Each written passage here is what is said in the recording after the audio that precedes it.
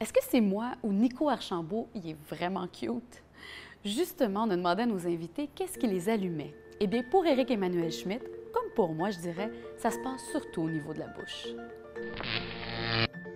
Ah ben malheureusement, moi je suis un ogre. C'est-à-dire que je me lève pour manger. Je me lève en pensant aux 3 orgasmes que je vais avoir dans la journée, qui vont être les 3 repas que je vais faire. Donc depuis que je suis né, j'ai l'impression d'être au régime parce que je me retiens. J'ai calculé l'autre jour que depuis l'âge de 20 ans, j'ai déjà perdu 784 kilos.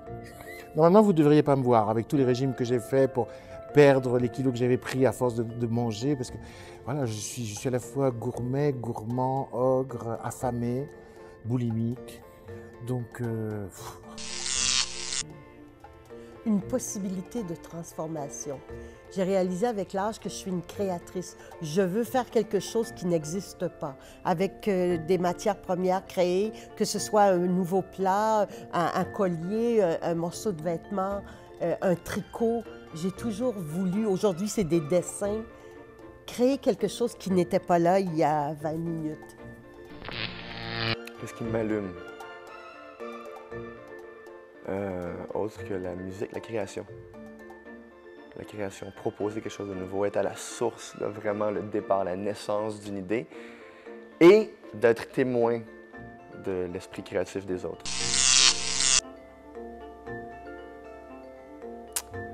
La beauté? C'est quoi la question encore? Des yeux qui brillent, un pays que je n'ai pas visité,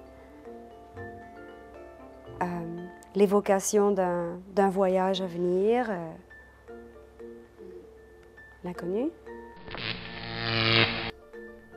L'intelligence. L'intelligence est la chose la plus sexy au monde. Vraiment. Des belles jambes, ça aide aussi, mais bon. La vie m'allume en général. Des petites affaires qui m'allument, sérieusement.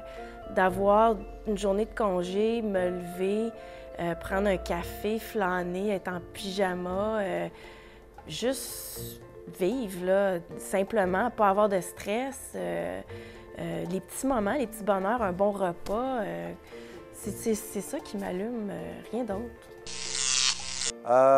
Qu'est-ce qui m'allume? Les projets, la création, le désir de faire quelque chose de nouveau, le mouvement. Qu'est-ce qui m'allume? De la bonne musique! Oui, absolument.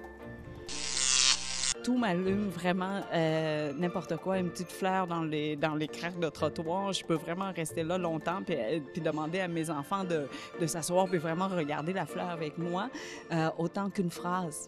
Comme la dernière phrase que j'ai lue de Frédéric Beigbeder, il parlait de livre et il disait qu'un livre, c'était un ralentisseur de temps et une usine de silence. Et juste ça fait ma journée. Donc oui, n'importe quoi, finalement. C'est difficile de ne pas être allumé par les propos de l'auteur qui me suit. Et maintenant, parlons des choses qu'on n'aime pas. L'avarice, le cynisme, le détachement face à l'essentiel qui est la vie, l'amour, l'émotion humaine, l'engagement face aux choses. De ne pas admettre la vie dans la vie, ça m'énerve. J'aime pas le retrait, le cocooning, le bof, c'est pas de mes affaires. Je n'aime pas le désintérêt des gens envers notre société. Je n'aime pas le manque total de réflexion sur le monde qui se fait quand on mène notre petite vie quotidienne puis qu'on dit bof, après moi le déluge. Ça, je trouve ça turn off. Et je trouve que c'est dangereux et à la limite criminel. J'aime pas la méchanceté, vraiment. Quand les gens sont inélégants, quand une personne est inélégante avec une autre personne, ça vient me chercher, puis je sors de mes gonds, puis je me lève et je défends. Je défends vraiment la personne qui se fait courir après. Puis ça, j'étais en Roumanie juste là, il y a une semaine, puis il y a une personne qui a parlé à la relationniste, puis de façon un peu rustre. Et vraiment, je suis sortie de mes gonds puis j'ai dit non, non, ça ne fonctionnera pas comme ça. Je ne reste pas en entrevue dans cette... Non, avec quelqu'un qui traite les autres de cette manière-là. Donc, je suis allée au bat. J'aime pas ça me sentir bousculée. J'aime pas ça me sentir déphasée. Là. J'ai comme des moments, des fois, je sais pas encore pourquoi vraiment, mais où je me sens à côté de mes pompes. Là, tout va mal dans ce temps-là. Il n'y a rien qui marche. Je réussis pas à me stationner, j'arrive en retard, je suis pas bien dans ma peau, j'ai mal dans le dos. Tout va mal. Là. C'est ça que j'haïs le plus, parce que dans ce temps-là, tout suit. Il n'y a rien qui fonctionne. Fait que c'est quand je suis comme un peu à côté de là où je devrais être, là, quand je suis pas alignée. Oh, j'aime pas les nombreux placotages, les radotages, les histoires compliquées, les gens qui me disent une phrase, mais qui emploient 42 000 mots. Qu'est-ce que je n'aime pas? L'indifférence. Je ne supporte pas le comportement arrogant de certaines personnes qui n'en voient pas d'autres. Alors moi, maintenant, je suis dans une catégorie où, entre guillemets, tout le monde fait attention à moi, parce que je suis connu, et les gens me montrent leur meilleur visage. Mais dès qu'ils se détournent, je regarde comment ils se comportent avec les autres. Et je trouve l'indifférence ou l'arrogance quelque chose d'odieux. Ce que j'aime pas, à quelle mesure? Ce que j'aime pas, ce que j'haïs, va-t-il y avoir une qui va être, vous dites, qu'est-ce que tu haïs? Non, ok, c'est beau. Ce que j'aime pas, vous dites, tout ce qui a rapport au mépris, en fait. Tout le mépris, tout le mépris entre individus ou entre groupes d'individus. Ça, c'est quelque chose que je n'aime pas du tout. Qu'est-ce que j'aime pas? J'aime pas le téléphone. J'aime pas le téléphone. Ça m'énerve. Plein de choses.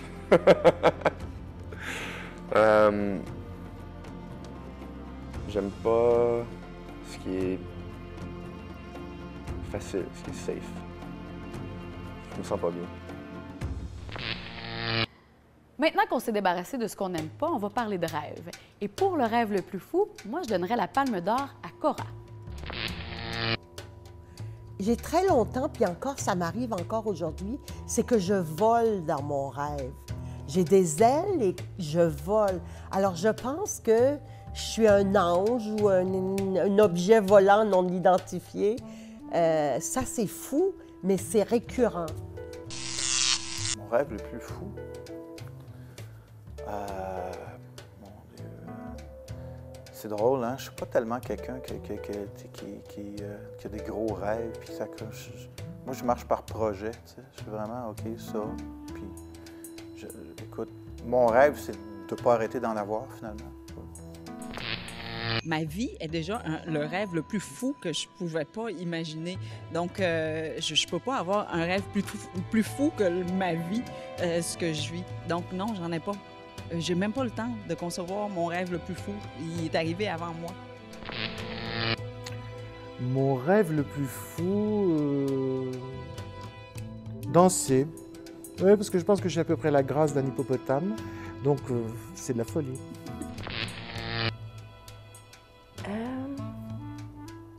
En fait, mon rêve le plus fou, c'est de quasiment de pas avoir de rêve. C'est que je sais pas comment t'expliquer ça, mais j'arrive pas à me projeter dans l'avenir. Tu sais, mon rêve le plus fou, c'est de rester heureuse pour le restant de mes jours, peu importe dans quel contexte, peu importe comment. Je sais pas si ça va être sur une plage quelque part ou ailleurs, mais c'est ça, dans le fond, de rester heureuse. J'ai un problème, moi, ces temps-ci. Je n'ai plus beaucoup de rêves. Je pourrais, j'ai même pas 50 ans, mais je pourrais... Les rêves que j'avais à 12-13 ans, mes rêves les plus fous, je les ai faits. C'était d'écrire, c'était d'atteindre une certaine qualité d'écriture, c'était de publier des romans, d'explorer des choses. Je l'ai fait, je dis pas que je continue à le faire, mais c'était d'avoir des enfants, c'était d'aimer. Je l'ai fait. Je l'ai perdu. Il faut que je m'en invente de nouveau, puis c'est pas de la tarte. Je ne sais pas encore ce que ça va être. Probablement de vieillir heureux, ce qui va être déjà tout un défi.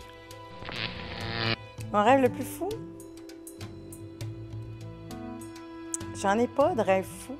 Moi, j'aime la vie comme elle est en ce moment, que ça continue, que ça devienne de plus en plus beau. Mais un rêve fou, je n'arrive pas à penser à quoi que ce soit en ce moment. Croire que les choses sont toujours possibles.